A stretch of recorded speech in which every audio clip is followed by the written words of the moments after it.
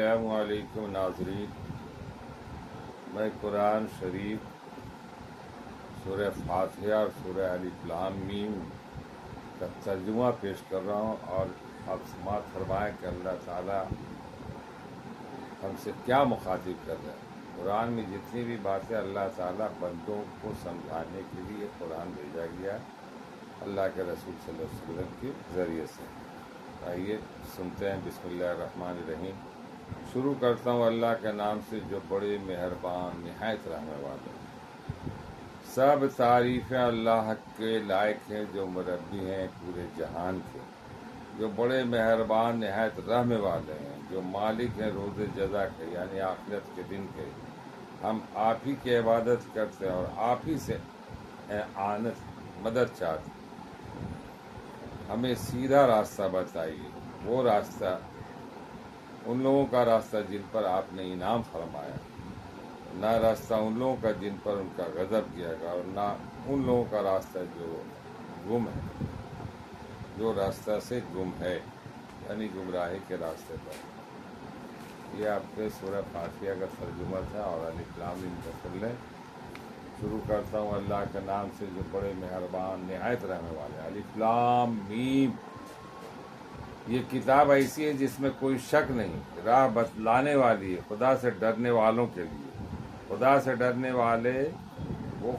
ڈرنے والے لوگ ایسے ہیں جو یقین لانے میں چھپی ہوئی چیزوں پر یقین رکھتے ہیں، غیب کی چیزوں پر، اور قائم رکھتے ہیں اپنی نمازوں کا، جو کچھ دیا ہم نے ان کو اس میں سے خرچ کرتے ہیں۔ اور وہ لوگ ایسے ہیں کہ یقین رکھتے اس کتاب پر جو آپ کی طرف اتاری گئی، اور ان کتابوں پر بھی جو آپ سے پہلے اتاری جا چکی ہیں یعنی توراۃ، زبور، انجیل، اور آخرت پر بھی، اور وہ لوگ یقین رکھتے ہیں۔ بس یہ لوگ ہیں ٹھیک راستے پر جو ان کے پروردگار کی طرف سے ملی ہے، اور یہ لوگ ہیں پورے کامیاب یعنی یہ جو باتیں بتائی گئی اس پر یقین رکھتے ہیں تو آپ کامیاب ہیں، ورنہ خسارے ہیں۔ بے شک جو لوگ کافر ہو چکے برابر ہے ان کے حق میں، خواہ آپ ان کو ڈرائیں یا نہ ڈرائیں، وہ ایمان نہ لائیں۔ اور جو لوگ کافر ہو گئے، جو انکار کرنے والے، کافر کا معنی انکار کرنے، جو خدا سے منکر ہو گئے، تو ان کو آپ چاہے جتنی بھی بات سمجھائے وہ راستے پہ نہیں آنے والے۔ بند لگا دیا گیا اللہ تعالیٰ نے ان کے دلوں پر مہر لگا دی، اور ان کے کانوں پر اور ان کی آنکھوں پر پردہ پڑا ہوا ہے، اور ان کے لیے سزا بڑی سزا ہے۔ یہ صاف ستھری بات ہے۔ قرآن کا ترجمہ آپ بھی پڑھیے، سمجھیے، غور کیجیے، تو اللہ تعالیٰ جو فرما رہے ہیں اس کو آپ غور سے سمجھ لیجیے، اور اسی میں کامیابی ہے۔ اللہ تعالیٰ آپ سے تو کچھ نہیں چاہ رہا، اللہ تعالیٰ تو یہی کہہ رہا ہے کہ آپ ہماری بات کو مان لیں۔ ہم اللہ ہیں، ہم پروردگار ہیں، ہم پالنے والے ہیں، ہم بندوں کو جو ہے نا راہ دکھانے والے ہیں، تو ہم کیا کریں؟ اللہ تعالیٰ نے ہمیں ہر چیزیں دی، آپ دیکھ لیجیے۔ آپ اپنے جسم کا پہلے احاطہ کیجیے۔ اگر یہ آپ کے پاس آنکھ نہ ہوتی تو کیا ہوتا ہے؟ آپ دیکھ سکتے ہیں۔ یہ زبان نہ ہوتی تو کیا آپ بھول سکتے ہیں؟ یہ ناک نہ ہوتی تو کیا آپ کسی چیز کو، خوشبو کو محسوس کر سکتے؟ یہ ہاتھ نہیں ہوتا تو کیا آپ ہاتھ سے کچھ کام کر سکتے؟ یہ پیر نہیں ہوتا تو کیا آپ چل سکتے؟ تو پورے جسم میں جو آپ کا جو بنا ہوا ہے، اس کو کون بنایا؟ اللہ نے بنایا، کوئی اور تو خالق ہے نہیں۔ کوئی ہے ایسا دنیا میں جو آپ کے اس طرح کے نقشہ؟ اب یہ آنکھ میں جو روشنی ہے، اب ذرا سا آنکھ اٹھا کے دیکھتے ہیں آسمان کی طرف، اب بتائیے اس میں کتنی معنی جو چیزیں ہیں، اس کو آپ اگر غور کریں گے تو آپ کا دماغ جو ہے نا سوچ سے باہر چیزیں ہیں۔ آپ یہ دانت ہے، اگر یہ دانت نہ ہوتا تو آپ کھاتے کیسے؟ یہ زبان ہے، مزہ چکھتے کیسے؟ ناک ہے سانس لینے کے لیے، کان ہے سننے کے لیے، اگر یہ کان نہ ہو تو آپ سنتے نہیں۔ تو یہ سب چیزیں جو دیا ہے اللہ تعالیٰ نے آپ کو، تو اس پر آپ کو غور کرنا ہے، سمجھنا ہے، اور بھی دنیا کی بہت ساری چیزیں۔ تو اسی طرح اللہ تعالیٰ سمجھا، سب سے پہلے تو یہ جو کتاب ہے اس پر آپ کو شک نہیں کرنا، اس پہ جو حرف بحرف ہے اس کو پڑھنا ہے، غور کرنا، اور پوری یقین لانا۔ اور اللہ نے جو چیزیں آپ کو دیا ہے جو اس میں سے خرچ کرتے ہیں، یہ ایسی بات نہیں کہ آپ کو جو دے دیا گیا وہ آپ کا ہو گیا. آپ کو اتنا ہی دیا گیا کہ آپ کھائیے پیجیے پہنیے، بقیہ جو ہے وہ ان کے بندوں تک پہنچائیے. اوپر سے اللہ تعالیٰ تو نہیں برسا رہے ہیں نا. کھانا آپ کے ذریعے سے ملے. اللہ نے غلہ دیا، پھل دیا، فروٹ دیا، آپ کے پاس پیسے دیے، آپ کے باغات دیے، تو آپ کے پاس جو چیزیں ہیں اس کو دیجیے. باغات ہے، پھل فروٹ ہے تو آپ وہ لوگوں میں تقسیم کیجیے، پیسے ہے تو پیسے تقسیم کیجیے.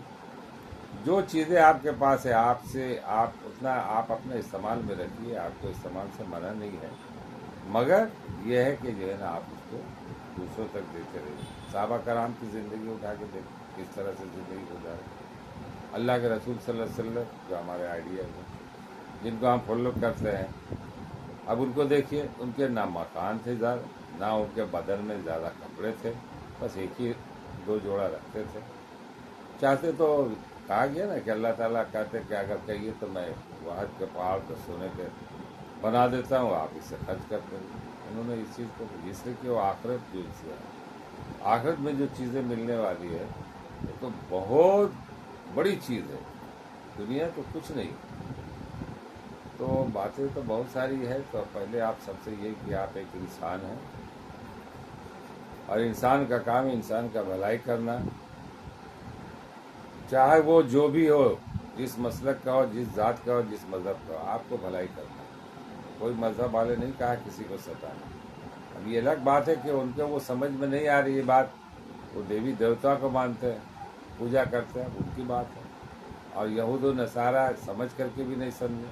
عیسائی کا بھی معاملہ یہ ہے. تو ہمارے اوپر جو قرآن اتارا گیا، اللہ کے رسول صلی اللہ علیہ وسلم پر جو قرآن اتارا گیا ہے، ہم لوگوں کو اس کے ذریعے سے یہ باتیں پہنچائی گئی ہیں.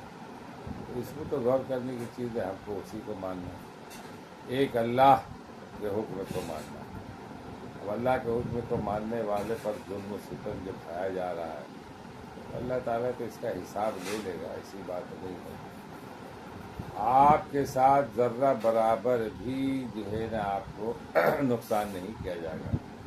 اب یہ اللہ کی مصلحت ہے. اگر کوئی بندہ ایک مذہب والے دوسرے مذہب پر ظلم کرے تو یہ بھی مصلحت خدا بندی ہے. کیوں ہو رہا ہے، کیا ہے ہو رہا ہے، اتنا تو ہم لوگوں کے پاس دماغ نہیں ہے. اللہ تعالیٰ کا تو سب بندہ ہے. چاہے تو اوپر سے ایک کنکر سر پر گرا دے، ختم ہو جائے ظالموں کا معاملہ ختم.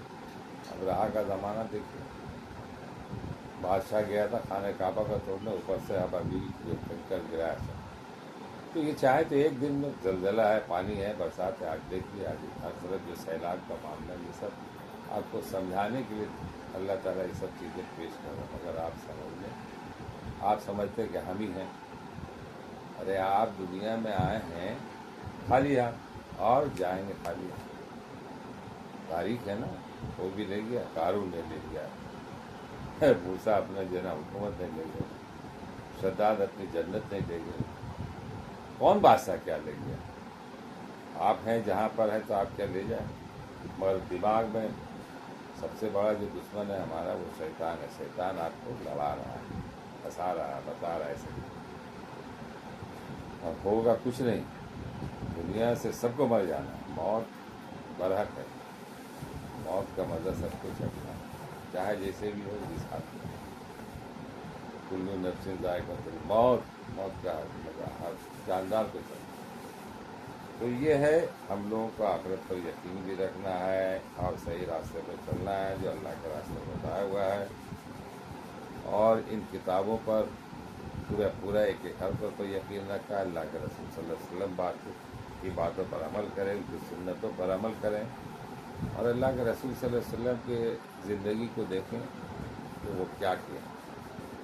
آپ کو نہیں بات سمجھے تو وہ معاملہ آج کل تو گوگل میں ہے، سرچ کر لیجئے کہ اللہ کے رسول کیسے اٹھتے تھے، کیسے بیٹھتے تھے، کیسے کھاتے تھے، کیسے لوگوں سے بات کرتے تھے. اس بات کو اپنے ذہن میں بسا لیجئے، دل میں بسا لیجئے، اور بات بسا لیجئے. بس کامیابی اسی میں. جھوٹ مت بولیے، سچ بولیے، سیدھا راستہ دکھائے، حق کسی کا مت ماریے، انصاف کیجیے. کہا گیا نا 3 اکرام ہے. اکرام 3 چیزیں کا کہا گیا ہے کہ آپ اکرام کیجئے، نہیں انصاف کیجئے، ظلم نہیں کیجئے۔ مثال کے طور پر آپ کے باپ دادا نے 3 بلڈنگیں چھوڑی اور آپ ہیں 2 بھائی، تو اکرام کا تقاضا ہے کہ چلو بھائی 2 بلڈنگ اس کو دے دیں اور ہم ایک رکھ دیں اپنے بال بچوں کو، یہ بھی ٹھیک ہے۔ نہیں ہے تو انصاف کر لیں آدھا۔ اب یہ نہیں کہ ہم وہ پورا ظلم کر لیں، تینوں ہم ہی لے لیں، تو دوسرا کہاں جائے گا؟ یہیں سے فساد ہے، یہیں سے ظلم ہے۔ اس بات کو بہت سمجھنا ہے۔ اسی طرح سے ہر چیز میں، ہر چیز کھانے سے لے کے پینے اٹھنے بیٹھنے سے جانا۔ انشاءاللہ اللہ تعالی ہمیں بھی عمل کرنے کی توفیق دے، آپ کو بھی توفیق دے۔ کچھ نہ لے جاؤ گے دنیا سے بنے مرگ رئیس، اس لیے ہم تو